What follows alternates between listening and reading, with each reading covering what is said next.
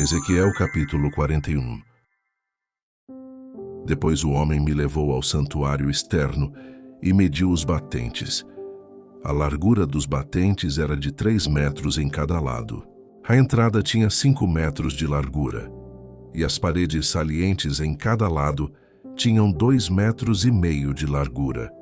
Ele mediu também o santuário externo, e ele tinha 20 metros de comprimento e 10 metros de largura. Depois entrou no santuário interno e mediu os batentes da entrada. Cada um tinha 1 metro de largura. A entrada tinha 3 metros de largura e as paredes salientes em cada lado dela tinham 3,5 metros de largura. E ele mediu o comprimento do santuário interno. Tinha 10 metros, e sua largura era de 10 metros até o fim do santuário externo. Ele me disse: "Este é o lugar santíssimo." Depois mediu a parede do templo. Tinha 3 metros de espessura, e cada quarto lateral em torno do templo tinha 2 metros de largura. Os quartos laterais, sobrepostos uns aos outros, ficavam em 3 andares, havendo 30 em cada andar. Havia saliências em torno de toda a parede do templo para servirem de pontos de apoio para os quartos laterais, para que não fossem incrustados na parede do templo.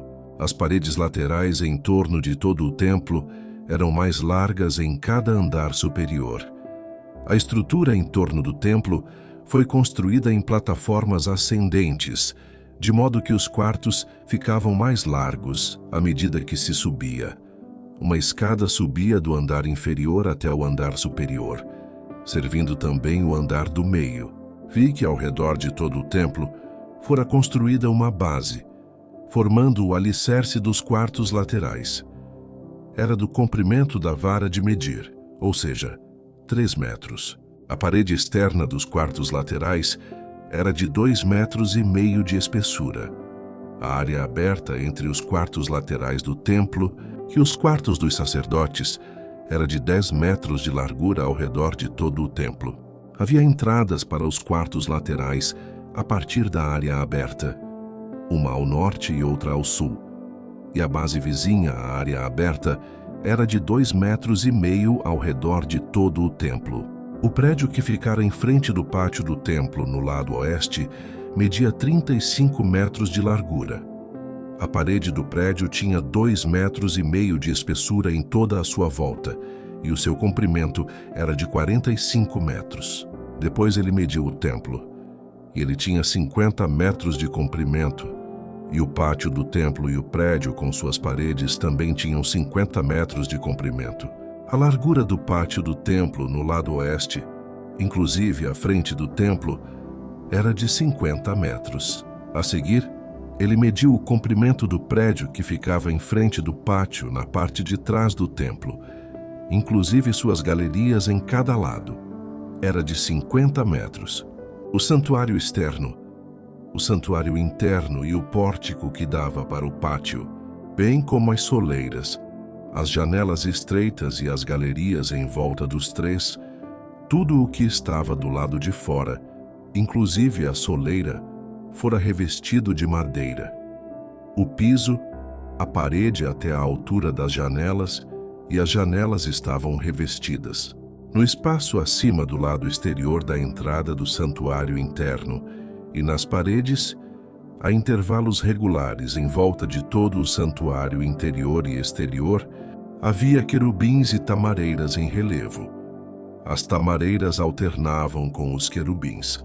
Cada querubim tinha 2 rostos. O rosto de um homem virado para a tamareira de um dos lados e o rosto de um leão virado para a tamareira do outro lado. Estavam em relevo ao redor do templo inteiro. Desde o chão até a área acima da entrada, havia querubins e tamareiras em relevo na parede do santuário exterior. O santuário exterior tinha batentes retangulares, e o que ficava em frente do lugar santíssimo era semelhante. Havia um altar de madeira com 1,5 metro de altura e 1 metro em cada lado.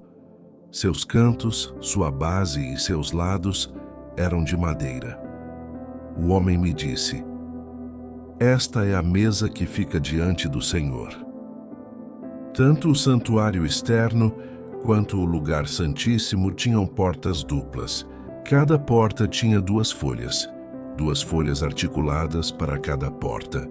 E nas portas do santuário externo havia querubins e tamareiras esculpidos em relevo, como os que havia nas paredes, e havia também uma saliência de madeira na frente do pórtico.